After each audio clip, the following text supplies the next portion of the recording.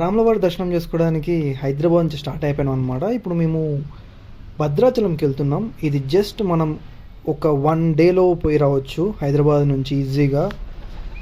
మేము సికింద్రాబాద్ నుంచి చెర్లపల్లికి లోకల్ బస్సులో వచ్చేసినాం. ఇక్కడ చెర్లపల్లి స్టేషన్ మాత్రం మస్తు ఇస్తున్నారు అసలు. ఎయిర్పోర్ట్ అన్న అంత లేదు కానీ పర్లేదు. సికింద్రాబాద్తో కంపేర్ చేసి చాలా లైటింగ్లతోటి నీట్గా మస్తు ఉన్నది. అండ్ ఇది వచ్చేసి సికింద్రాబాద్ టు మన్గూర్ ఎక్స్ప్రెస్. ఇది ఎవ్రీడే నైట్ 11:45కి ఉంటుంది చెర్లపల్లి నుంచి. ఇంతకుముందు సికింద్రాబాద్ నుంచి ఉండే, కాకపోతే దాన్ని చేంజ్ చేసి ఇప్పుడు చెర్లపల్లి నుంచి పెట్టిండు. దీనికి ఖచ్చితంగా ముందే బుక్ చేసుకోవాలి టికెట్స్, 1 వీక్ ముందే.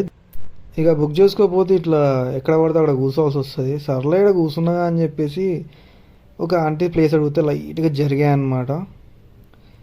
ఇటు ఎట్లా అంటే ఇల్లంతా నాదే అన్నట్టు కొంచెం కొంచెం కొంచెం కొంచెం జరిగి నా అనుకున్న ప్లేస్ మొత్తం ఆమె దుబ్బేసింది.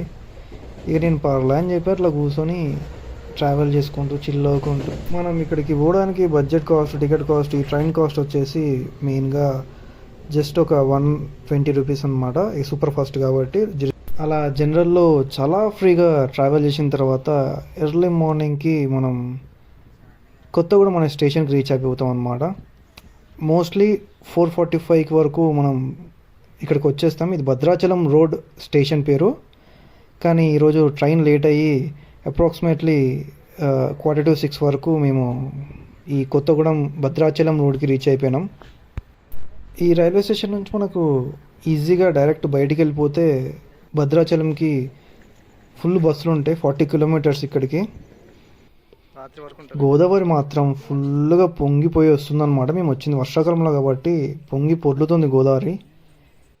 ఈ వెదర్కి, గోదావరి వ్యూస్కి అసలు మాటలు ఉండవు. ఆడ కూర్చొని ఉండిపోవచ్చు అట్లా ప్రశాంతంగా, ఏ సప్పులు లేకుండా వాటర్ సౌండ్కి అట్లా ఉండేసి మేము చాలా బాగా ఎంజాయ్ చేసి అక్కడ ఫస్ట్ స్నానం చేసి దర్శనం కోసం మేము ట్రావెల్ చేసినాం కాబట్టి నీట్గా స్నానం చేసి దర్శనానికి బయలుదేరినాం.